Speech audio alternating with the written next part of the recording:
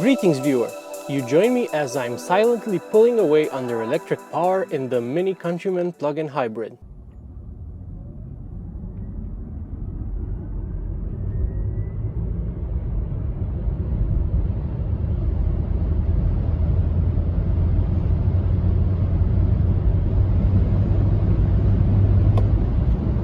The Mini Countryman plug-in hybrid has been around since 2017.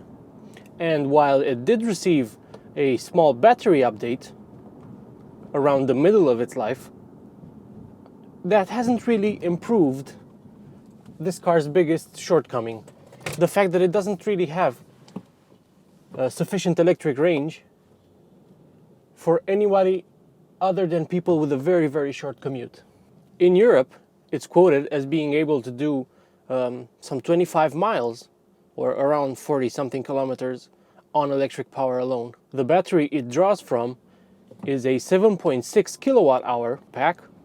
Many calls this the Cooper Countryman SE because it's supposed to have the same performance or better performance than a Mini Cooper S, the Countryman S in this case, but at the same time it should provide much better efficiency. So does it? Well, on their performance side of things, it really does pull really strongly. It's a few tenths quicker to sprint than the regular Mini Cooper Countryman S. To be honest, I was hoping this car would have a full battery when I picked it up from BMW. However, some trickster messed with the charger and the car was only like 52% charged. And with 52% in the battery, it showed a range of just 8 kilometers. Which then increased to 10 while I was driving it for a brief period, but then it dropped again. This Mini Countryman SE used to be the quickest Countryman to sprint, but it isn't anymore because Mini added the 301 horsepower JCW model to the range, and that's much quicker. But even when it was the quickest model in the range, I doubt it was the pick of the range. And my main gripe with this car is the extra weight. It's around 150 kilos heavier than the regular Cooper S, and even though that car is ever so slightly slower to sprint, it feels much better through the corners, as this tends to push wide quicker than that car, as well as also lean a bit more, even though the batteries aren't necessarily placed particularly high in the vehicle.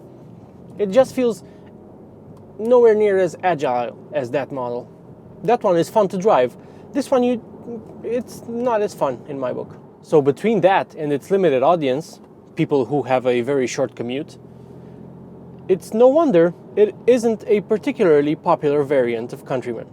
It only really makes sense for people who have a home charger, a wall box preferably, as well as those who can charge at their workplace or have very, very easy and liberal access to cheap and plentiful chargers. The maximum rate at which you can charge this car is 8 miles an hour, or around 13 kilometers an hour. And it can take no more than 3.7 kilowatts. So even if you hook it up to a 22 or 40 kilowatt charger, it's only going to charge up to 3.7 kilowatts. So it takes around 2 hours to fully charge from fully depleted. However, while I am not particularly fond of this variant of Mini Countryman, there's no denying it has some qualities.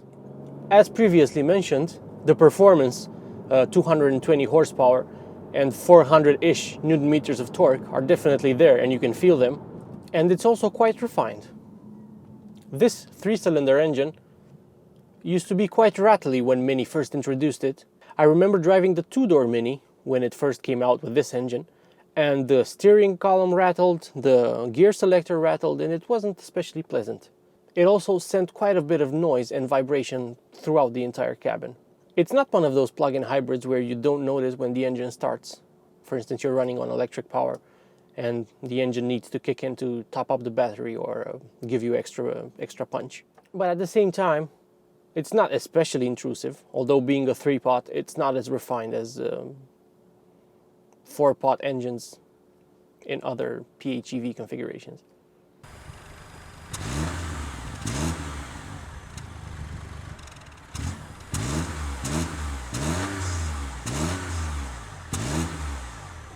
With that long list of negatives out of the way, I must mention this car's good points.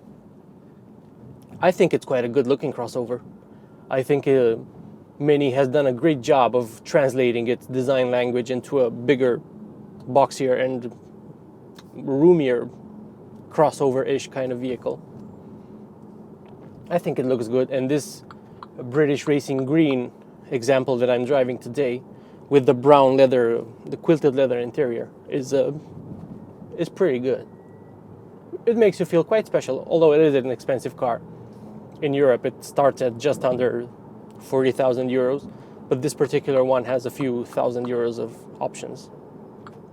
Also, unlike other crossovers that come in PHEV form, like the Kia Niro, the Mini Countryman SE is all-wheel drive.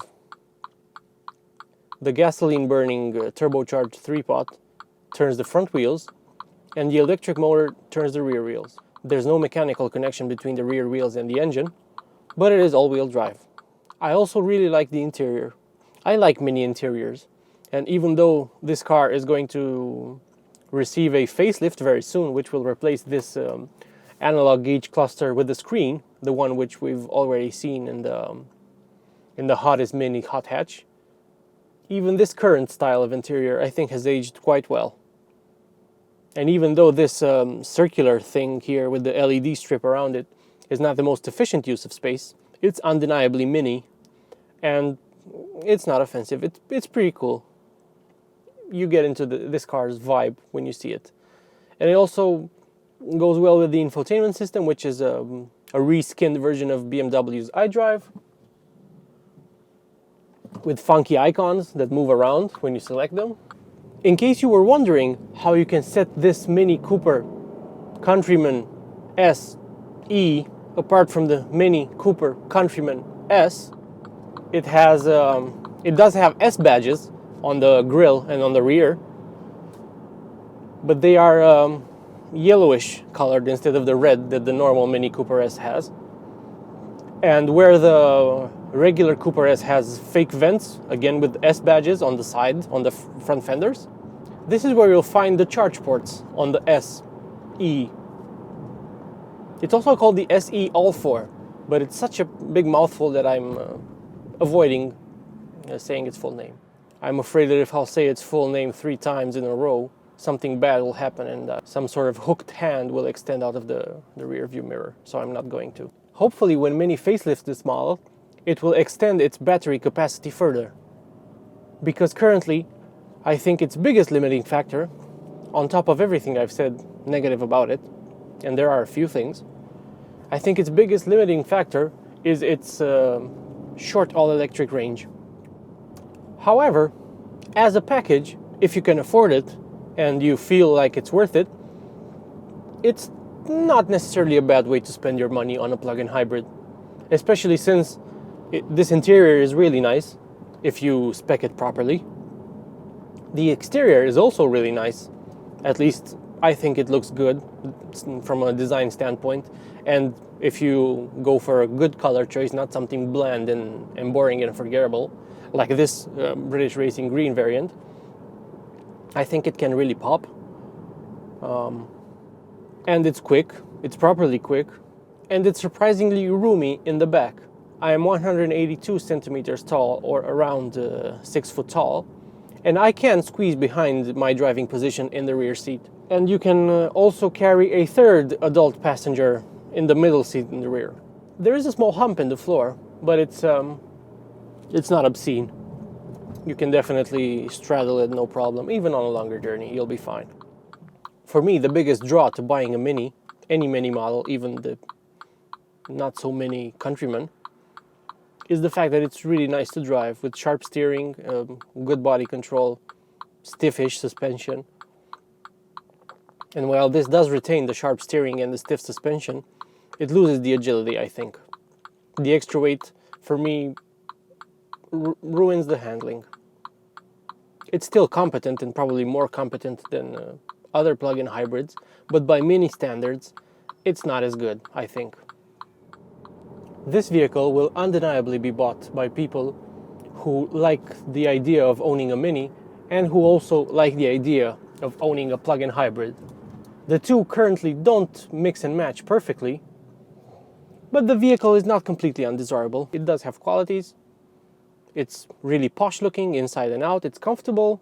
It's reasonably sporty. And it certainly makes you feel more special being inside it than pretty much all its other rivals. Over this weekend, I achieved 8.4 liters per 100 kilometers efficiency, and I reset the trip computer when I picked the car up with the 52% battery charge. So unless you charge it regularly, you really aren't going to benefit much from the plug-in hybrid drivetrain, especially since the battery doesn't take you very far. But still, it's a Mini, so it's desirable. It's a good-looking car. It has a great interior. It's decently sporty. And if you have regular access to charging, it can be a good buy.